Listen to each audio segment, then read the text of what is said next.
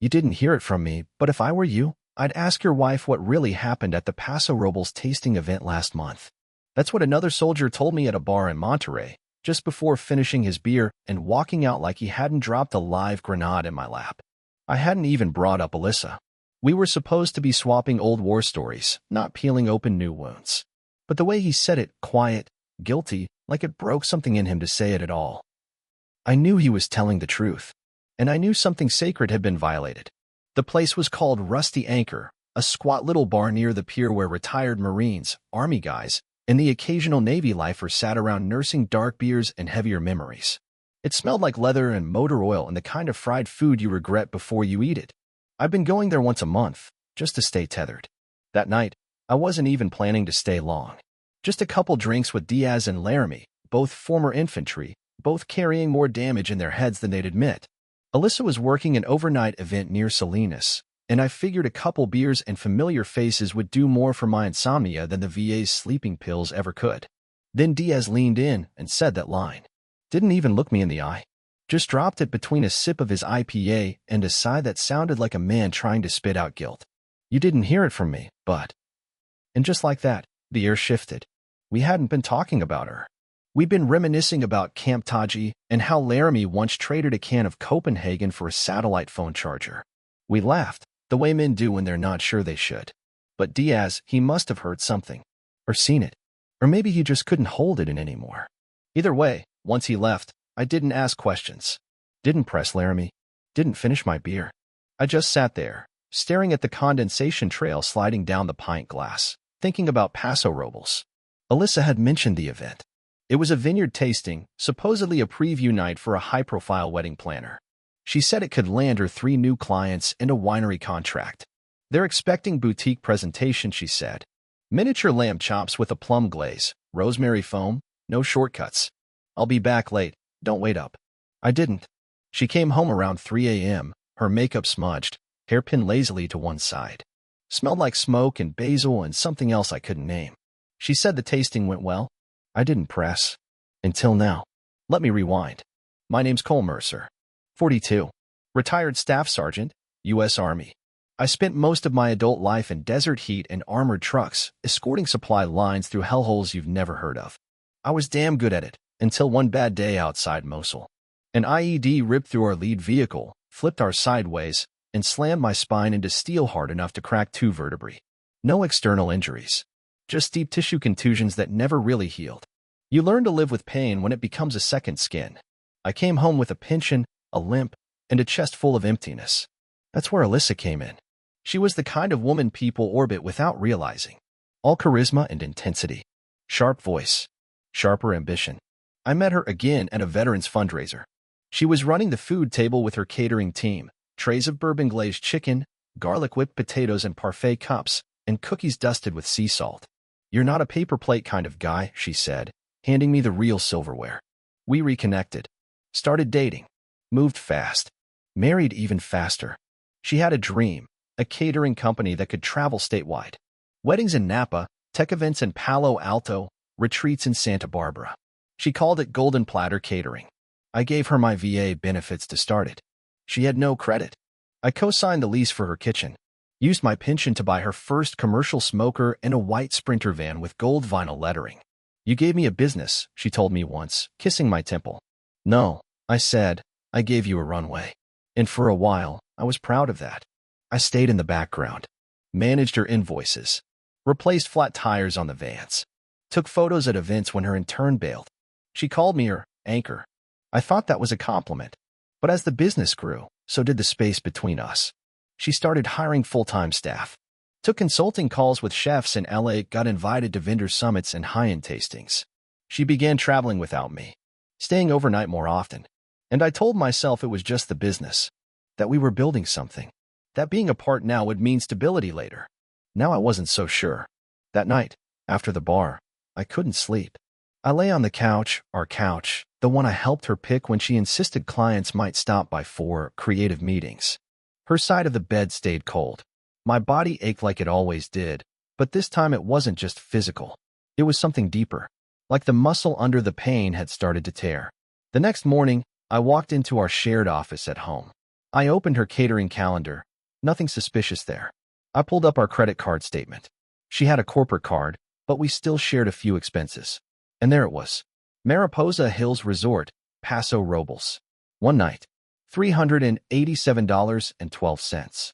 Room service. Bottle of red. Not business class wine. Her story had been that she drove home straight after the event. She'd lied. I didn't confront her. Not yet. Instead, I printed the receipt and folded it into my wallet, right behind my VA medical card. Then I sat on the back porch, watching the afternoon light slant across the grass. Alyssa was off at another event, some gala in Oxnard, if I remembered right. The house was quiet. Too quiet for a man who used to sleep under mortar fire. I didn't know if it was an affair. Not yet. But I knew something had started. And whatever it was, it began in Paso Robles. The day after Diaz dropped that line at the bar, I couldn't think straight. I'd been in firefights with less adrenaline. You hear something like that, something said low and quietly, like the speaker's ashamed to even be saying it, and your brain does what it's trained to do. Assess, question, replay. I wasn't ready to believe it. Not yet. But I couldn't ignore it either. I didn't mention it to Alyssa. I didn't even look at her differently. I just started watching her more closely. That week, she had 3 events. One in Santa Ynez, one near San Luis Obispo, and a corporate dinner in Del March. Her schedule had been packed for months. Business was booming. She left early, came home late. Normal for her. But what wasn't normal was how she stopped checking in. A year ago, she used to call me before every tasting. Send me photos of table arrangements and menu cards. Now, nothing. She'd come home smelling like rosemary oil and burnt wood and collapse on the couch without saying 2 words. On Thursday, she had a private tasting at a vineyard in Santa Barbara. Said she'd be back by dinner. Around 6, I got a text. Running late. Brides everywhere. You'd hate this. No, love you. No, talk soon. Just logistics. She came through the door after 9 p.m., kicked off her shoes, and headed straight for the fridge. I was sitting at the kitchen table pretending to read something, but mostly just waiting to see her face. Total circus, she said, pulling out a bottle of wine. The venue was crawling with tour groups. I had to set up near the damn service entrance. I nodded. Let her keep talking. She never mentioned who helped her. Did Molly go with you? She didn't answer right away. Just opened the drawer for the corkscrew. Molly's out. Sick or something. I handled it. I watched her pour the wine. Too fast. Didn't even look at the glass. She wasn't rattled. She was rehearsed. So you hauled the ovens, tables, plating kits, everything? Yes, she snapped. I've done it before. Then she smiled, but her body stayed stiff. Walked off to the bedroom without asking me how my day was. The next morning, I went out to her van. Said I was grabbing my sunglasses. What I really wanted was to check the front seat. And I found it, folded up near the gear shift, a delivery manifest. Cold Transport Logistics. Delivered to Vine and Vale Winery. Driver, D. Blakely. It was dated 2 days ago. Same day as the Paso Robles tasting. I didn't explode. Didn't say a word. Just stared at Dean's name until my eyes went blurry. I hadn't heard that name in a long time. Dean Blakely. Ex-convoy guy from our Iraq days.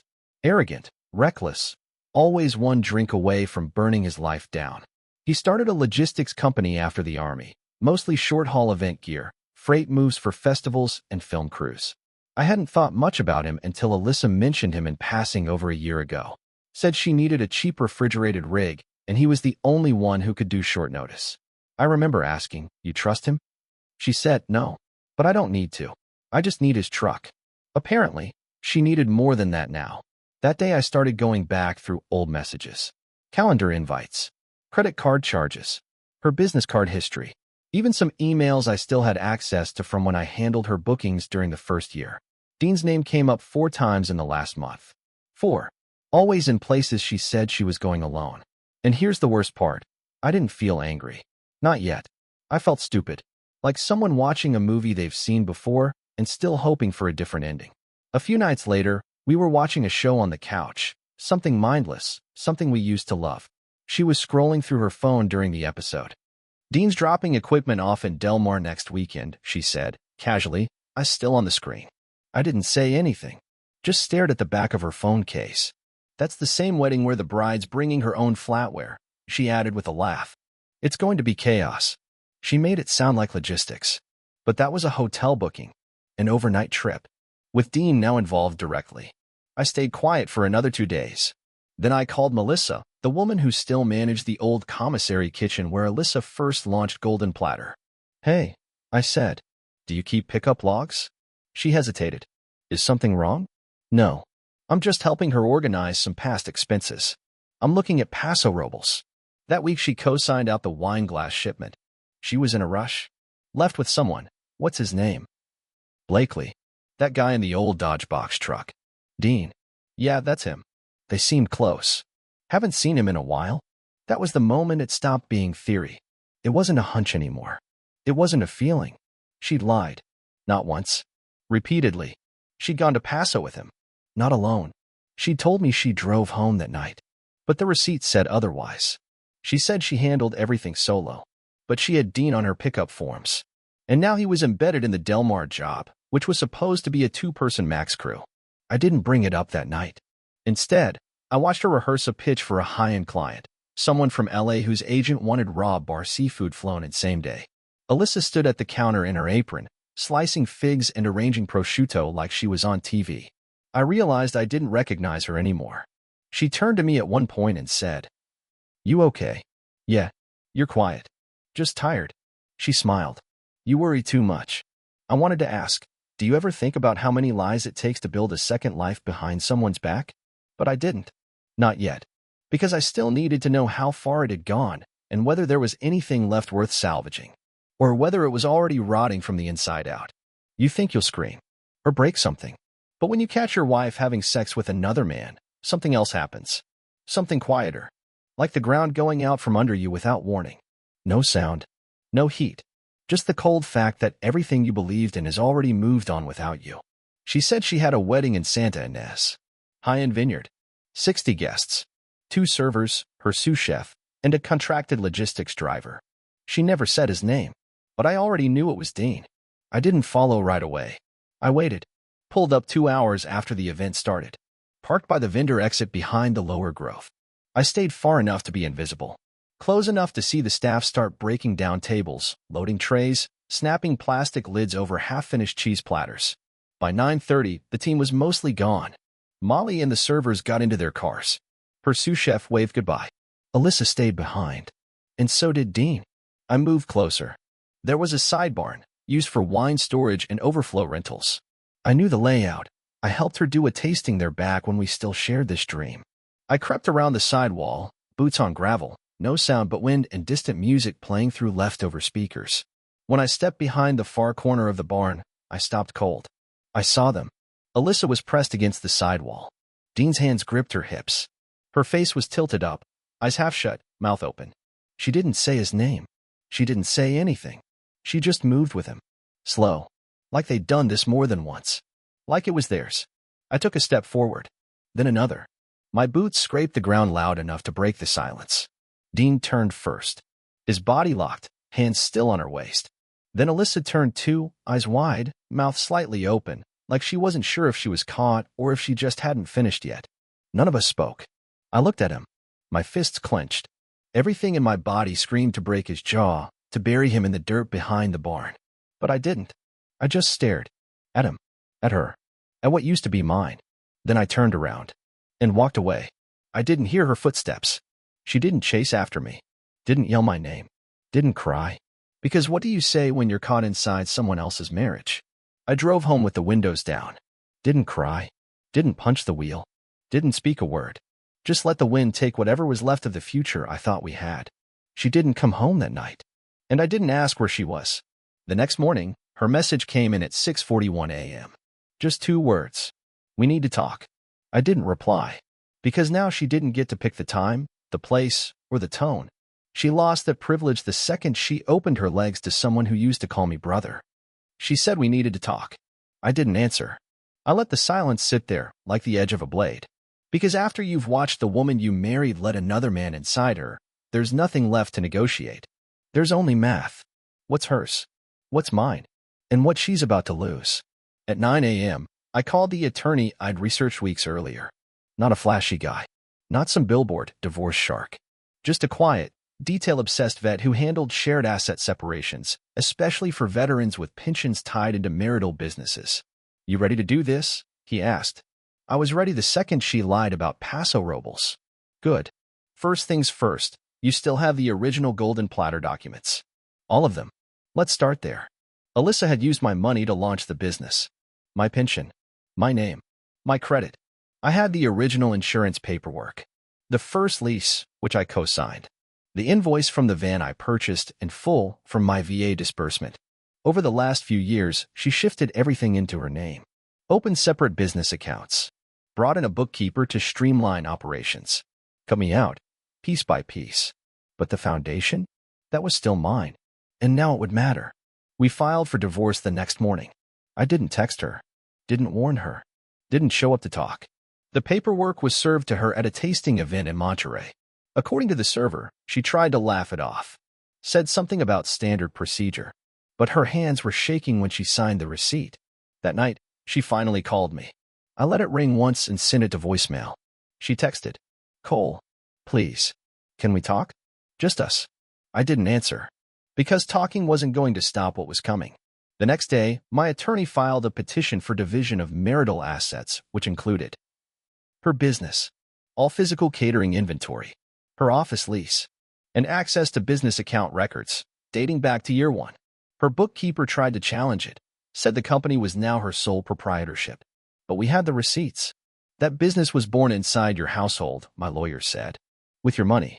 That makes it half yours, unless she buys you out." She didn't have the cash. Not even close.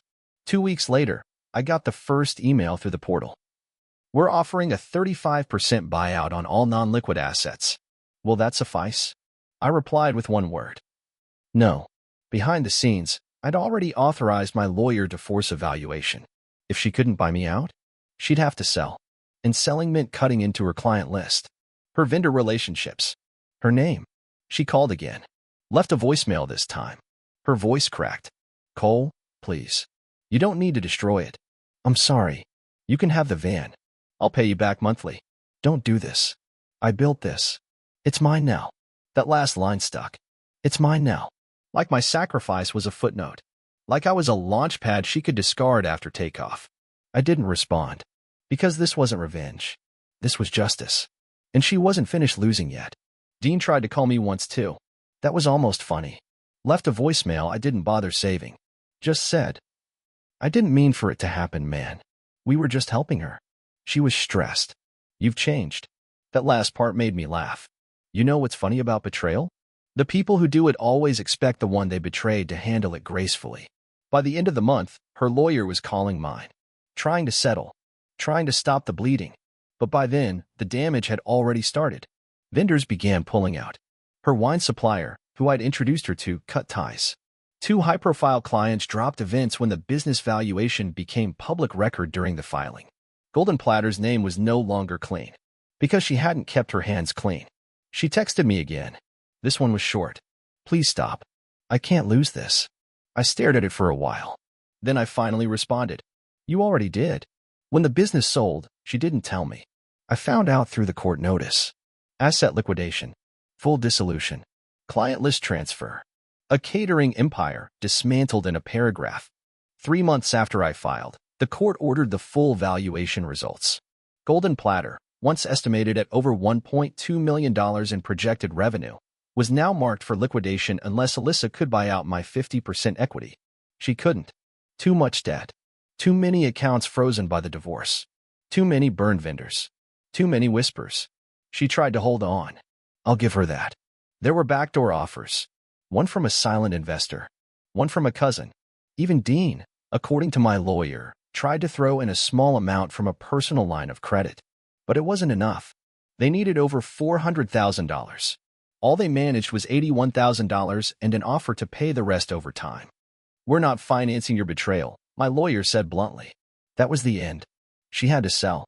The buyer was a corporate hospitality group from Los Angeles. They stripped the name, folded the assets, and rebranded within a week. Golden Platter was gone. Website down. Socials scrubbed. Clients notified and rerouted. Just like that, the company Alyssa built on my pension, my credit, my belief in her, became a cautionary tale in someone else's portfolio. She tried to meet me once after that. Asked if we could talk in person. Said she wanted closure. I agreed. We met at a quiet bench on the bluff in Cayucas. The same one where we'd once planned the launch of her company. Where I told her I'd use the lump sum from the VA to buy her ovens. Now we sat there like strangers. You really wanted to destroy me? She asked. I didn't answer right away. I watched the tide roll in. No, I said finally. You just gave me no reason to stop it. She wiped her eyes. I miss you. No, you miss who I was before I knew. It wasn't love with him. It was pressure. Business. Survival. Then you should have kept it professional. Silence. You still hate me? No, I said, standing. I just don't care anymore. And that was worse for her than any answer I could have given. Dean didn't make it out clean either. He lost his remaining contracts with the film crew clients once the catering company dropped him.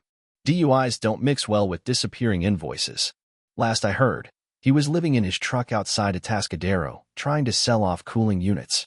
No one returned his calls. Not even the veterans group we both used to drink with. Me?